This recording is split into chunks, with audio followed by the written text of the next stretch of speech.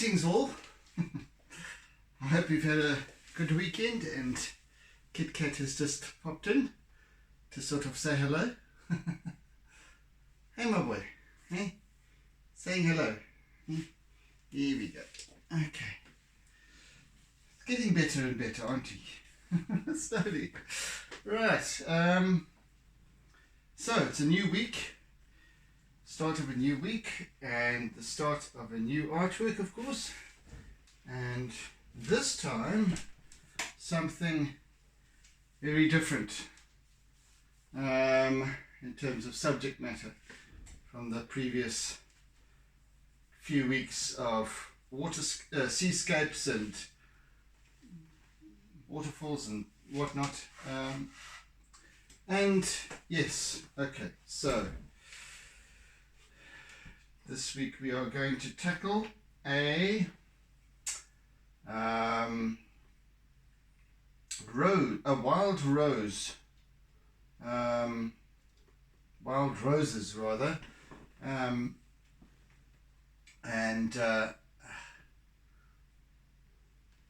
we are looking at a few little rosebuds, some leaves, and then a big stalk thing that with thorns on it. Anyway, let's see how it goes, eh? That's the plan. That's our plan, Stan. We're doing working with a square format once again.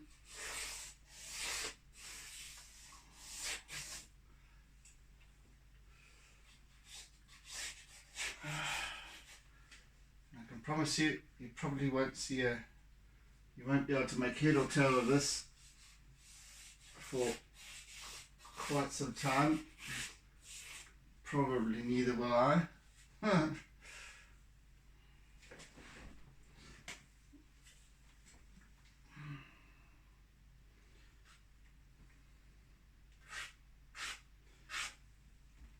This is quite a macro shot, in other words, very sort of close up.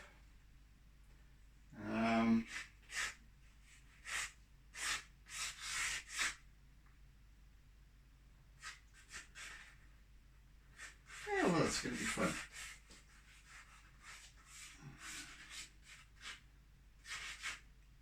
Hey, what are you doing? What are you doing?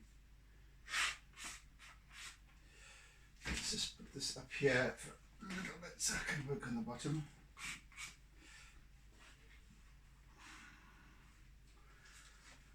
Yes. I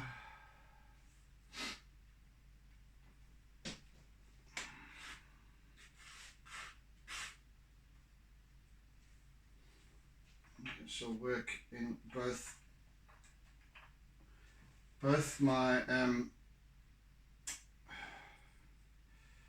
charcoal and my white pastel at this point, just so that I can actually see what's going on. Oh, come on.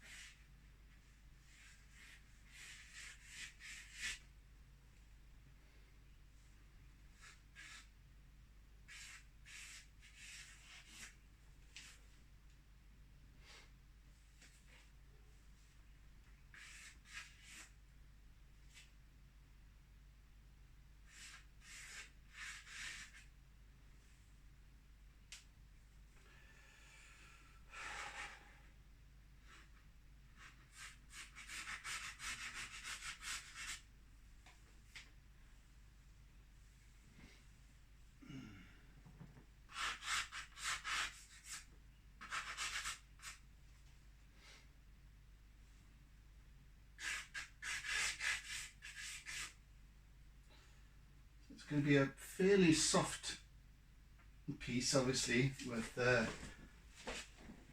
in terms of its expression, and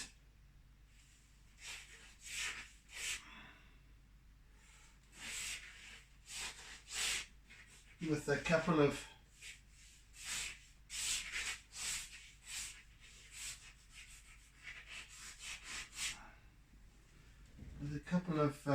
details that are, the thorns are going to be like a little hard, sharp, expressive bit. So let's see how this all goes. And this is, I have actually featured this particular wild rose in my garden once before, years back. I think it was in 2016, I think, or somewhere around there, and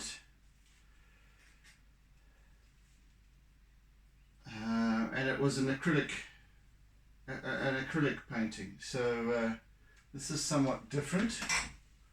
I don't think that there will be any acrylic in this piece. There might be just the mere slightest touch.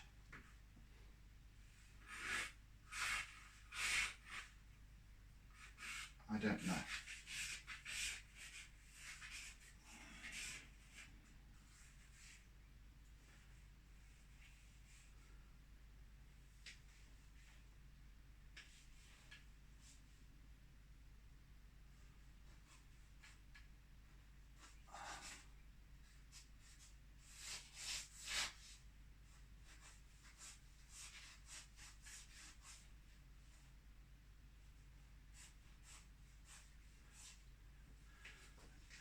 I'm realizing that these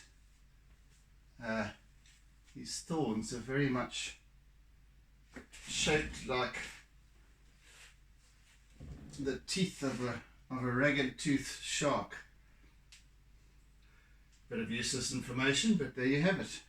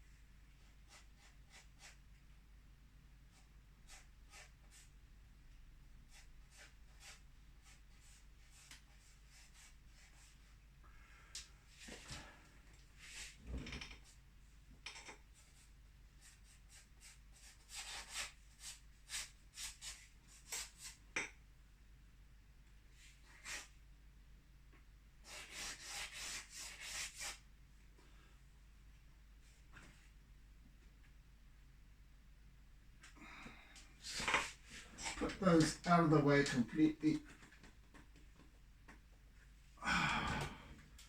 Right, now I can work more consistently.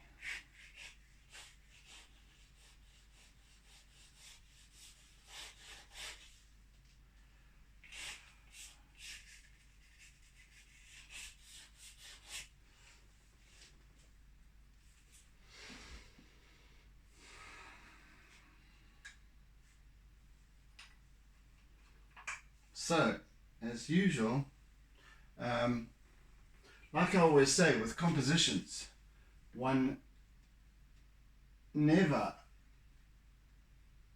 ever features the primary subject, or the focal point rather, not the subject, it's the focal point. One never features the primary focal point, or any focal point for that matter, in the center of the image. That, if when one does that, it kills the artwork, whatever you're trying to achieve, almost immediately. Because then all focus is drawn towards the center, just like a vortex, and you kind of become sucked in there, and the rest, anything at play around it is irrelevant now, because you've just, it's like a what do you call it in movies, when the plot is given away. It escapes me now. Anyway, it's that you're kind of tackling the punchline far too soon. So it's always better to establish one's focal point or focal points away from that central area,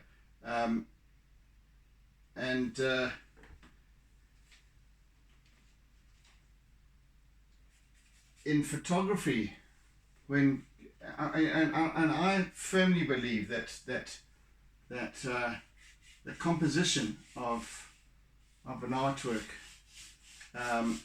is solely, it rides solely on the sorry, let me start that again. It's still early. I've only just woken up. The success or failure of any artwork depends solely on the composition. And that is this stage as we start this piece. And I'm simply placing the role players on the page, on my work area, and then it kind of unfolds from there, you know, because this is the stage where I need to let go as well, coincidentally. So I kind of set the stage, set the scene, and go, righto, you take over now, and that's when the artwork starts to form itself. So I give it a little nudge, a little potential, and off she goes. And then I can sit back and doodle and talk rubbish and what have you. I've already established my focal point, so and my composition. So yeah, so this is why I'm nattering now. Now I'm just filling in the dots, to be honest. Filling in the dots.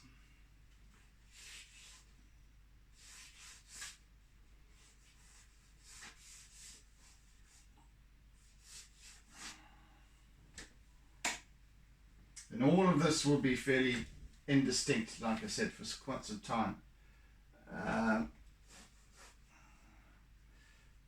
But hey, that's all part of the fun, isn't it? And it's just as much fun for me to see it unfold as it is for you, the observer. How about that? So, as strange as that may sound, purely because I've relinquished control. You don't need to. There's no reason for me to be having that absolute control over the artwork at any stage other than the very beginning. Just to put that together and then let it ride on.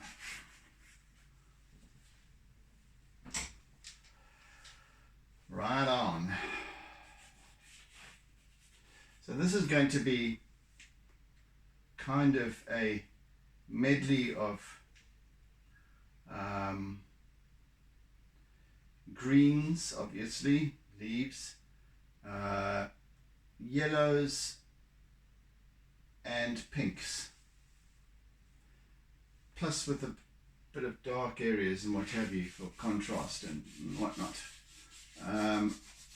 But a lot of this is indistinct, out of focus, except for a few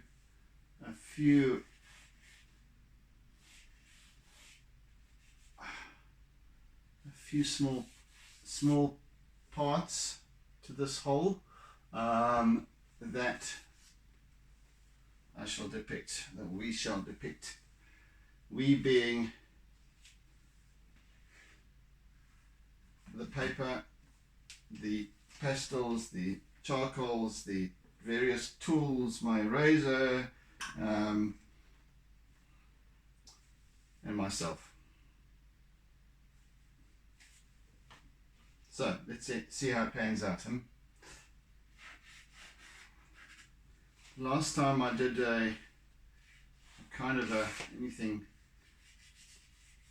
really floral was I think it was last year. I did the thistles.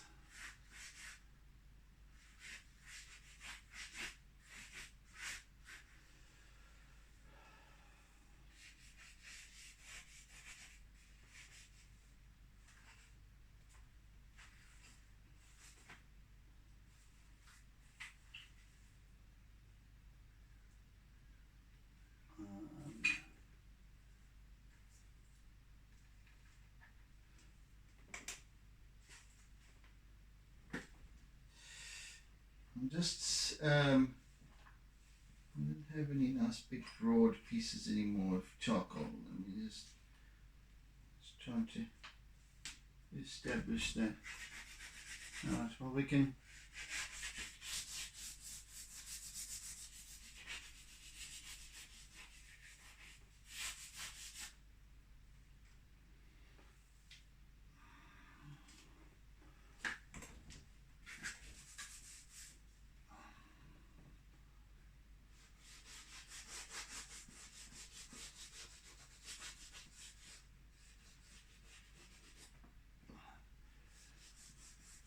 and please don't form any impressions just yet.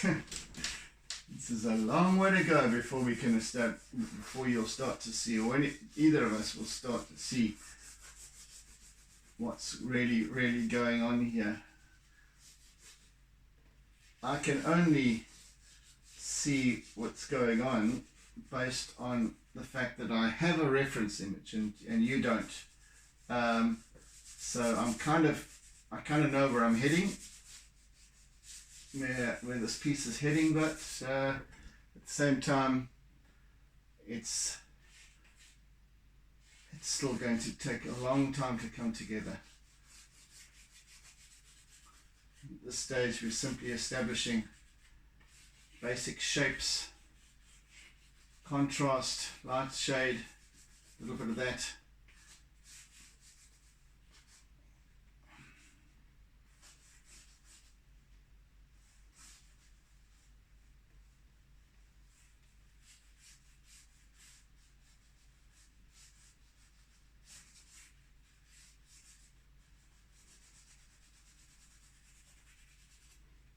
Nothing more.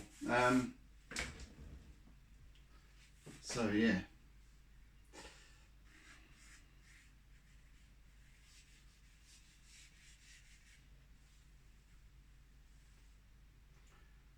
I'm not really one for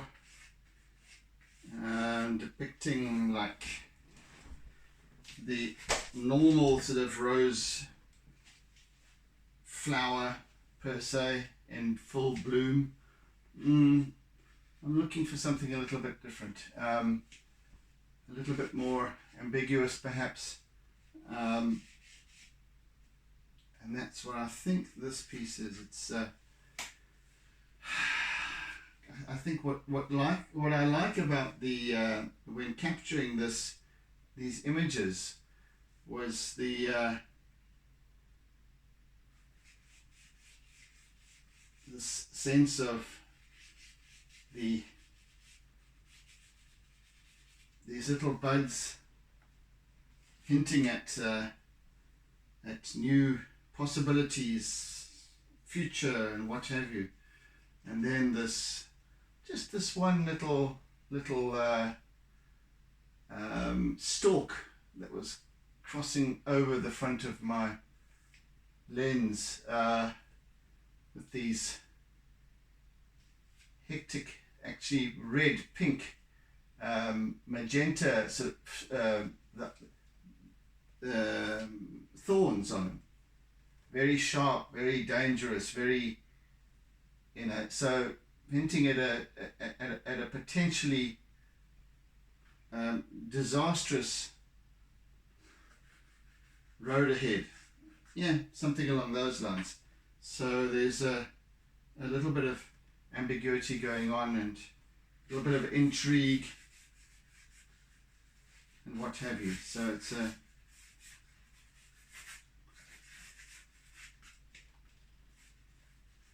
not abstract, of course, but hinting towards the abstract in terms of concept, perhaps, and that I enjoy, and I really enjoy.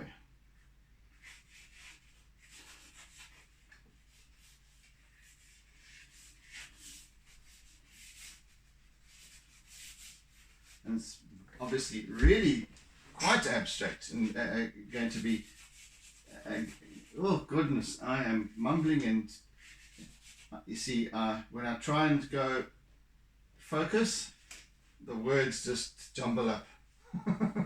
They're there, but they're just not coming out right.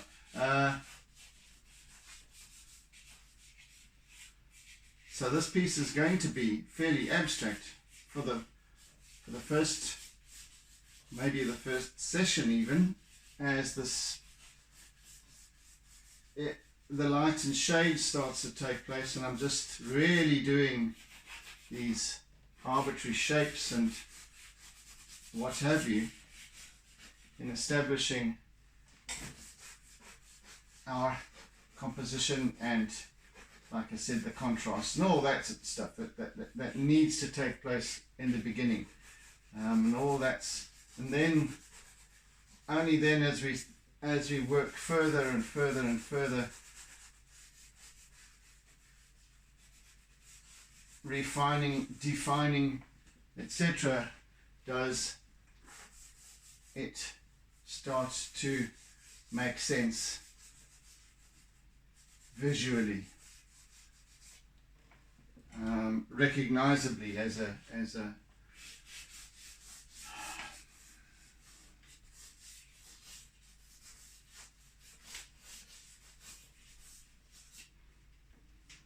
but right now composition is key, so that's what we're working with.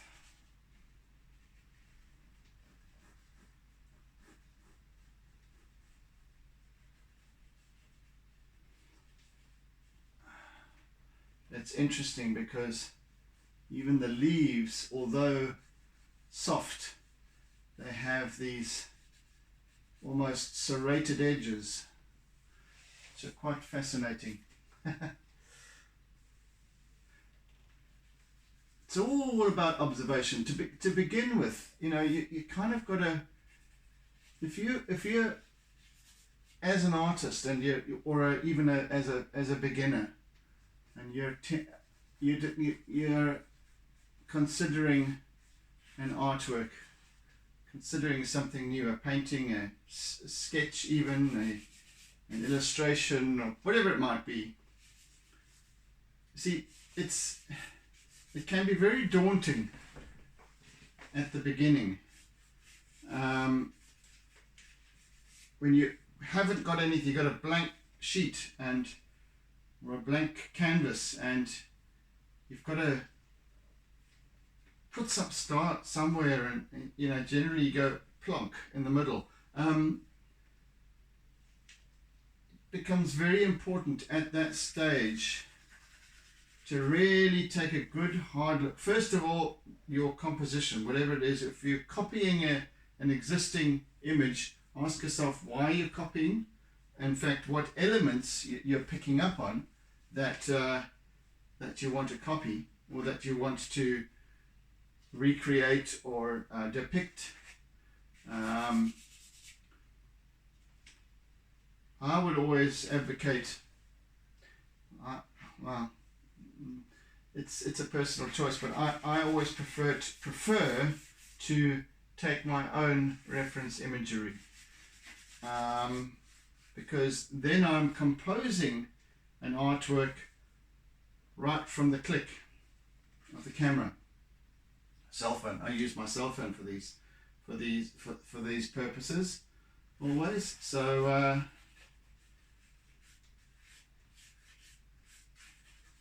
but I am composing an artwork in my mind's eye through the lens, so I can set up my chosen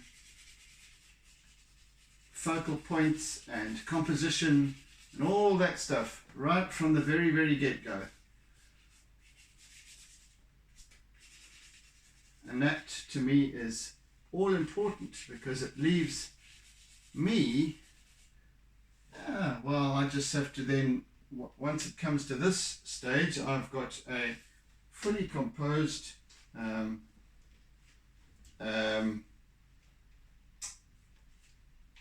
reference image,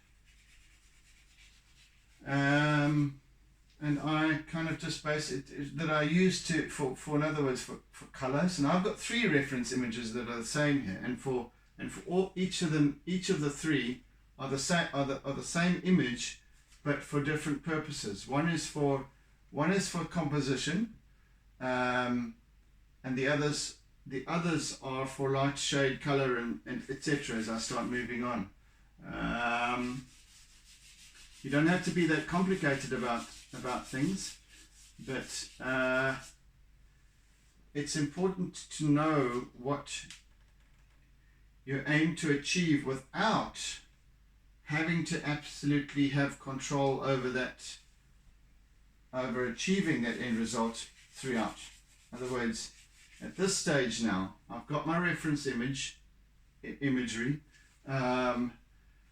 I've now kind of established a working composition, and now I can just let go, and now I can just start working on just allowing the light and shade to sort of slowly form up. I didn't even consider who my role players would be in terms of what I would be using for what. I'm just at this point I've got a little piece of charcoal that's playing its role here, and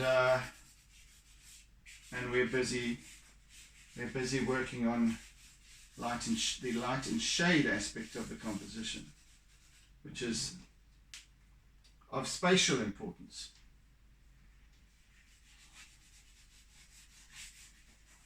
Because the composition also functions on, or becomes effective with the balance of light and shade, negative and positive space. So I'm trying to look at or allow to unfold those kinds of areas and how impactful they are, etc. And then as I work along further, so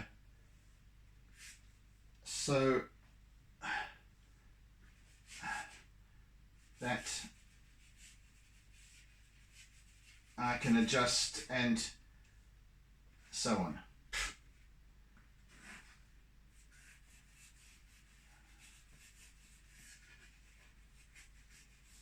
Some very distinct already flowered blooms down the bottom here, and the fact they've already long since passed their cell, but they're very indistinct. They're very much out of focus, because we've got basically what I'm doing is if you can consider this or imagine this this rambling wild rose bush, lots of stalks and little clusters of flowers, etc. And I'm kind of looking in between them. So I've got in the foreground here are my little rosebuds that are in focus. In fact, even closer, we've got these kind of leaves up top here, which are out of focus. We've got that thorny stem in focus, and a couple of other leaves that are in focus, and the rest in the background, which is we're only talking a depth of field of about 1.5 feet, half a meter,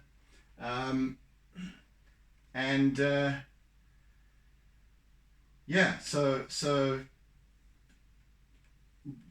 establishing that, and that in turn establishes our focal points, which are these rosebuds and the thorny stem, and the rest is all kind of pretty much just setting the scene, I think. it all will come together ultimately.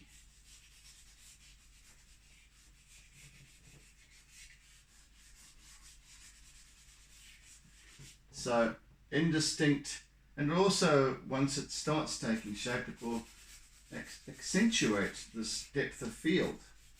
This out of focus stuff is gives us that sense of dimension, and that this suddenly becomes crisp and in focus, and then our brain fills in the rest and goes, oh yes, okay, I see what's going on, that makes sense, this is the picture, this is my interpretation. So the same needs to apply when you're considering the artwork you're about to embark on.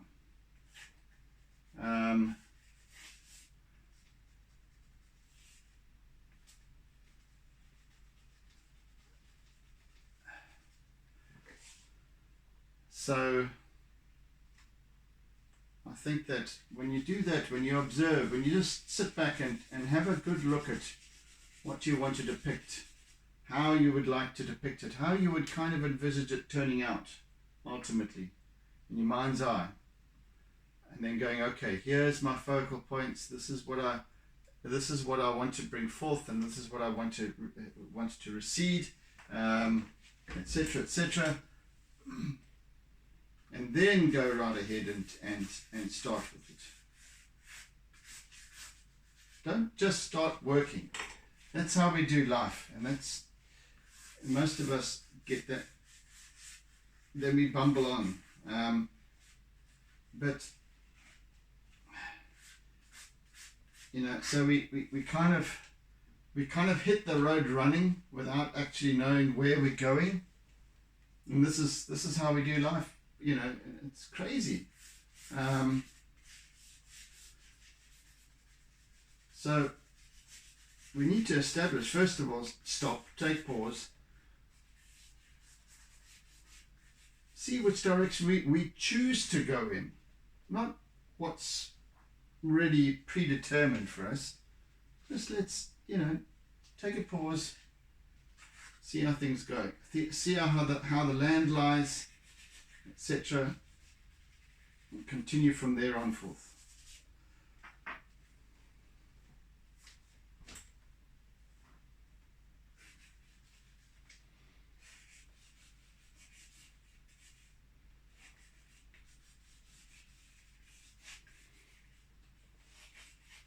How are we doing for time? Yeah, okay.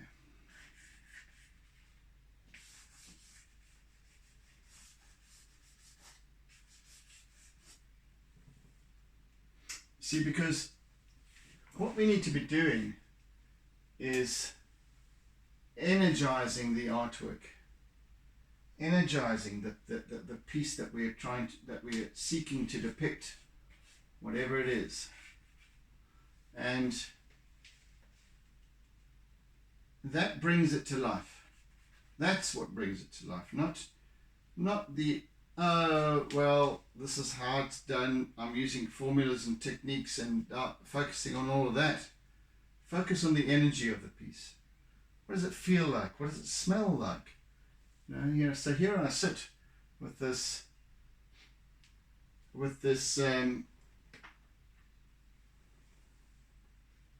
piece sort of just basically taking shape as it will.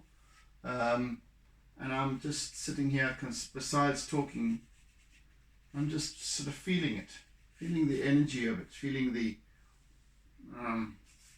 lovely colors, gentle tones, a slight breeze that was irritating the hell out of me as I was trying to capture these little buds, because every now and then a really light breeze would come up, and it would, obviously these are long stalks, and it would move the whole thing. So it would become, because I'm so close up in a macro shot, it's kind of bringing these things in and out of focus, and the camera was wanting to keep on refocusing it. That sort of thing. So there was this lovely breeze that was just coming in every now and again. Things you don't really notice, but encapsulated in this image is, for me, is all of that. Hell, that's the important stuff, man. Be observant of these things. The smells, the little insects and the bees that were flying around, landing here and there sporadically and trying out the same old flowers over and over again, and you start to see how life works. The other little insects. So like, as I was saying, there's two very indistinct flowers down here, and the actual flowers are only about so big in full bloom. So these little flowers down here have already passed their sell-by date. They're already in decline, starting to go brown around the edges and start to wilt a little bit, and the bees and what have you have long since given up on them for their pollen, etc. But now this shiny little beetle takes over, and he gets in there and starts to feed on the core of the rose, and wonderful. So there's this whole symbiosis, there's this whole ecosystem almost that's created by one plant, and it continues. That's the cycle, that's the cycle. Interestingly, even as I spent maybe 20 minutes to half an hour working my way around this plant, and just observing to see what it was doing, looking at different angles of, possibly that I could shoot, etc., and then seeing all this goings on, and realizing that the little beetles that were also kind of moving around weren't tackling the new buds and weren't tackling the existing flowers that were in bloom, that the bees needed to come and grab the pollen. No, that's not their priority, or their attraction is to the dying flowers, and so on, and so this whole system just works together. And this is why it to me, I give those memories of that time spent observing, I give that energy to the piece. As I'm working, as I'm talking, I'm feeling that. So to me, that energizes the artwork, and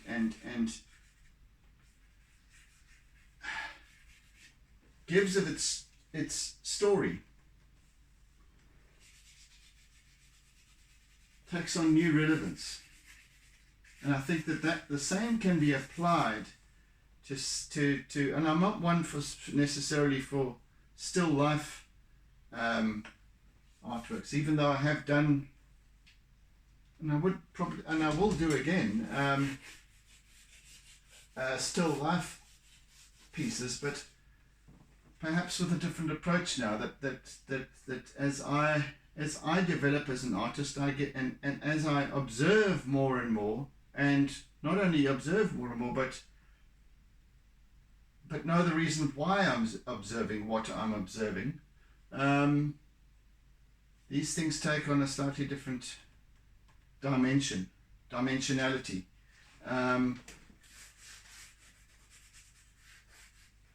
So yes, even a still life artwork can take on this, and I've seen some pieces where, heck, the artist has really observed on another level in order to bring out these qualities that just absolutely pops.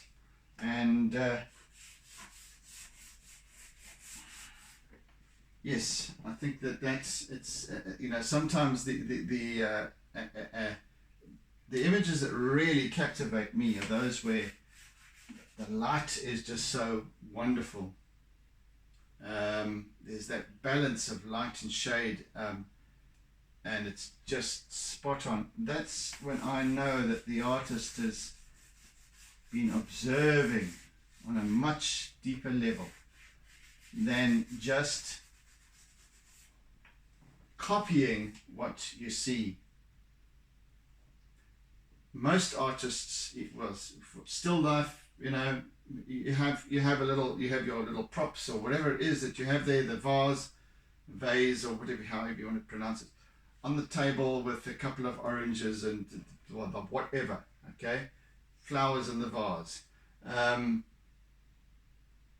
But it's about now not just copying what you see.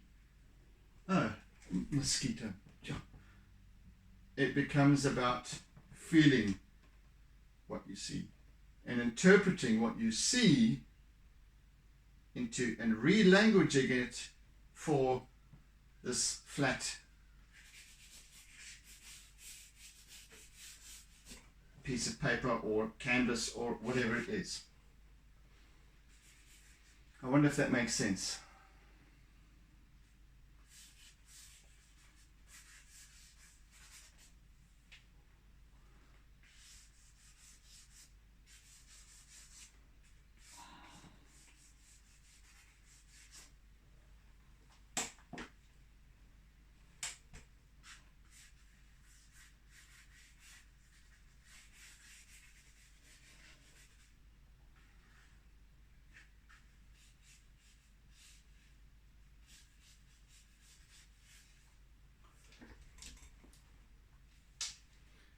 So let's see how this little baby comes together. I'm already enjoying the shapes of some of the strokes, and this, see, because the background in through there is all out of focus, completely out of focus. It's merely indistinct shapes.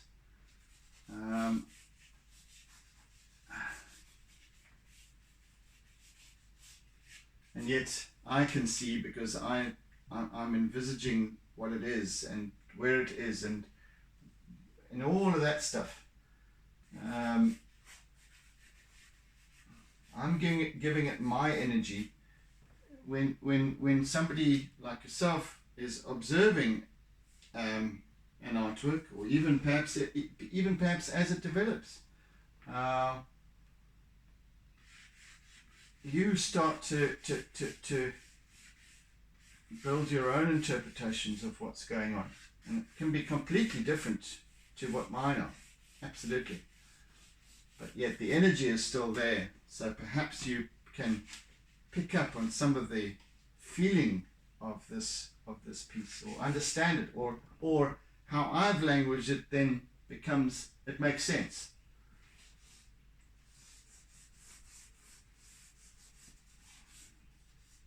Somehow.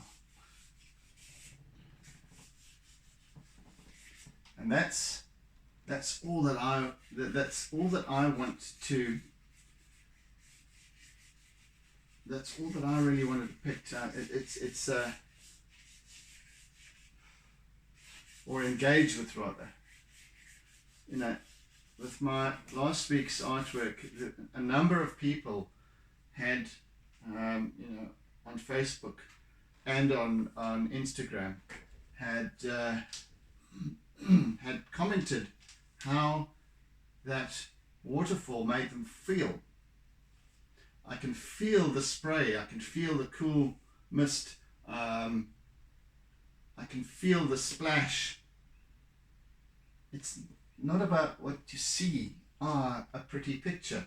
It becomes then about, how does it make me feel? How does it make me feel? And that's how we should apply ourselves to all aspects of life, in my opinion. How does it make me feel? Not what do I see? How do I feel? Because, or then we can start getting into being and all of that kind of thing. But the feeling of it is the first and perhaps the most important thing, because feeling is your intuition. Feeling is your gut. It's where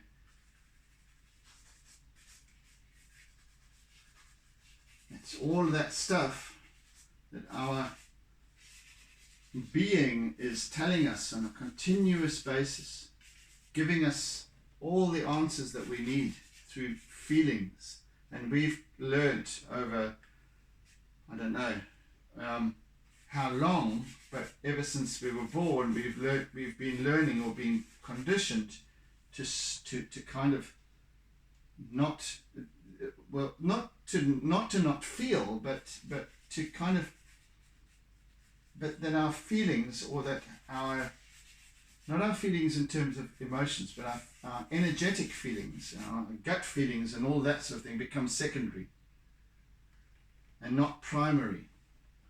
With any other being in the animal kingdom, how we feel is the difference between life and death sometimes.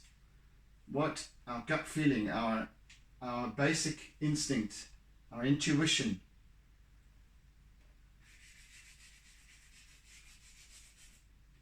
we've forgotten, human beings have by and large forgotten how to use those same instincts, those same energies and feelings and emotions and what have you. And going, why? Why do I feel this way? Why am I feeling uncertain about something? Why does that thing called the warning bell, what is that? Sometimes we act on it, but by and large we don't. We just go, oh, well, is what it is, and move forward. But by and large, we have the answers that are required to move forward differently, but we ignore them. Same with observing anything. How does an artwork make me feel? Like I've said before, whether it's an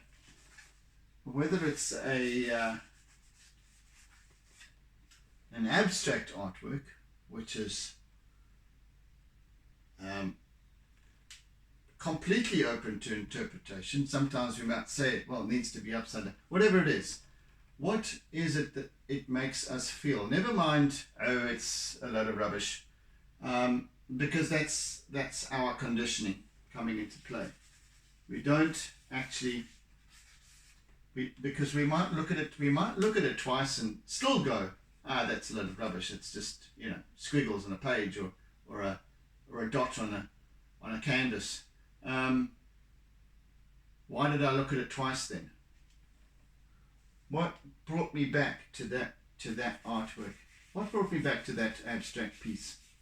And in fact, sometimes actually captivates me, and I'm still trying to ponder why I dislike it, why I should be disliking it, but I can't.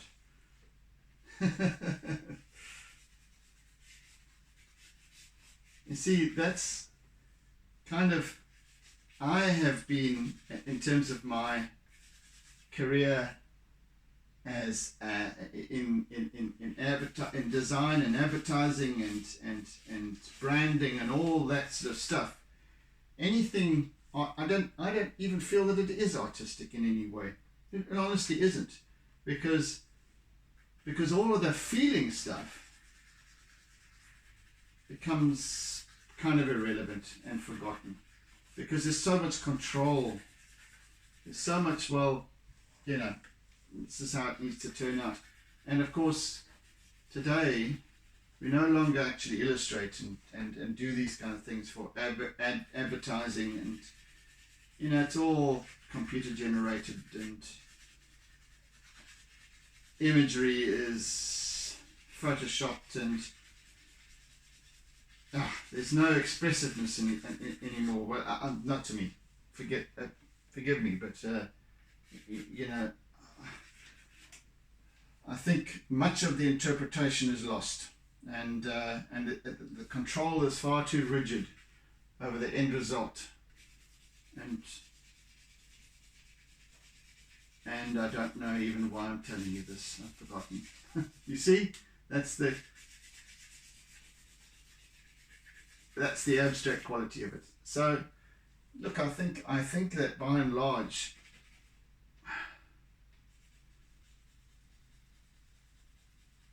everything in life is abstract when we really look at it.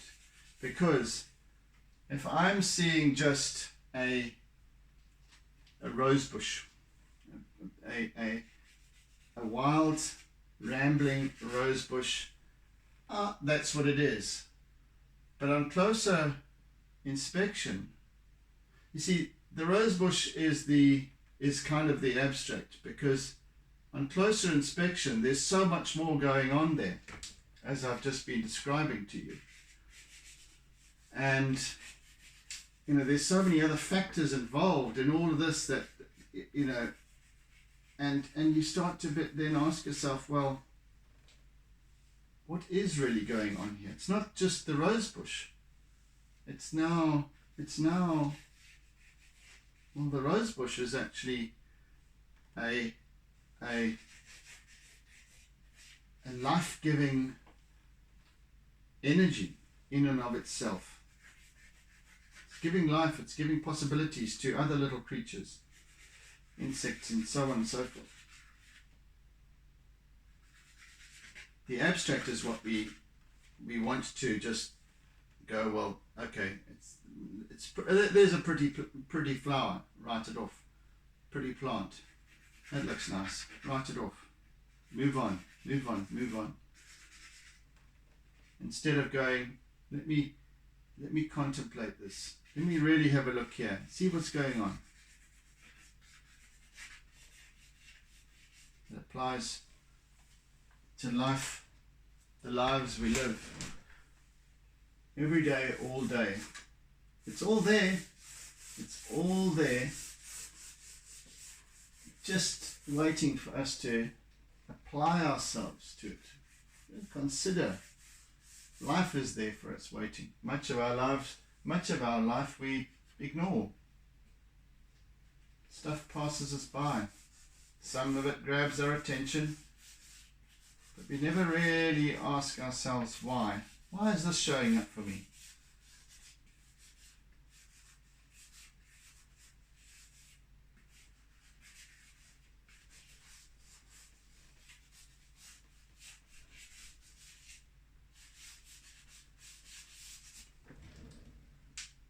Well, we are definitely getting there with this piece. Goodness gracious me. This composition is coming together rather nicely, I fear. I feel. I fear.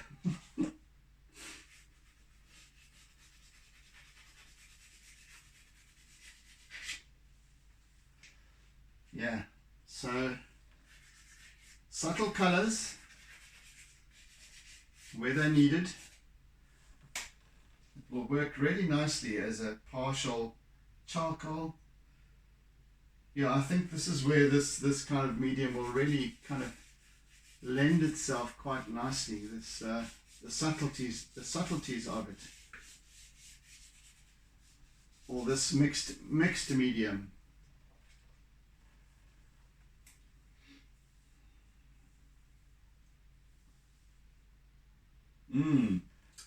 Yes.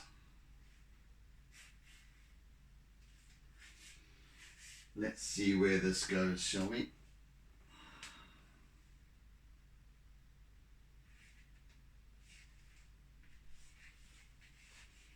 And again, I'm not going for hyper-realism.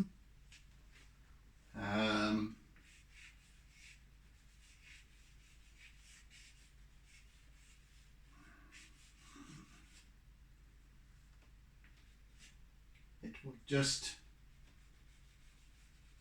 be quite rough, actually. It'll be, as you'll see in close-up images of it. Hello, Kit Kat. Oh, no, you don't. Gosh, you'd like to meddle, huh?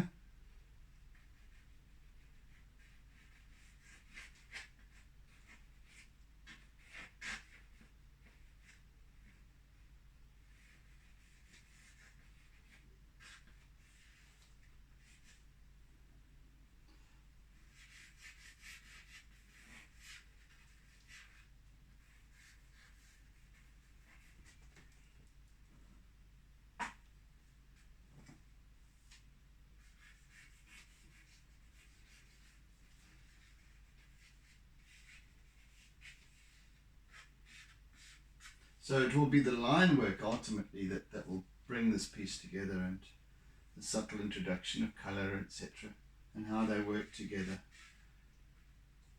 And of course the energy of this piece.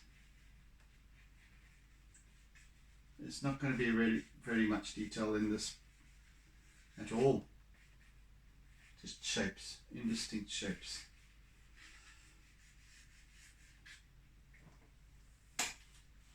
Perhaps not indistinct, but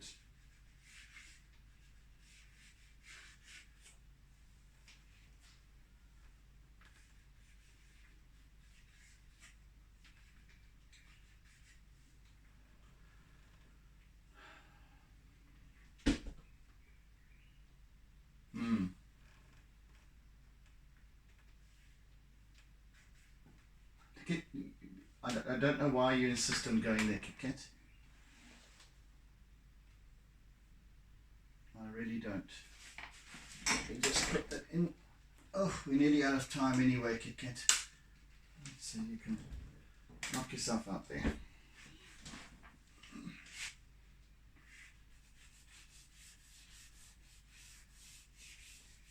So instead of having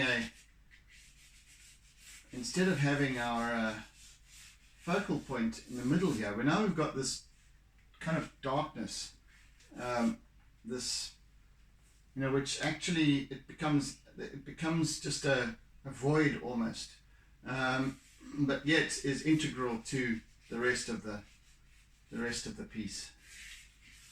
It becomes this. Yeah, that's going on dead center, but we've got, and I'll make it far more subtle than what it is, of course, right now. But that's what's going on there. Okay, folks, I think we're out of time, and I managed to sort the glitch out with the the recording suddenly ending.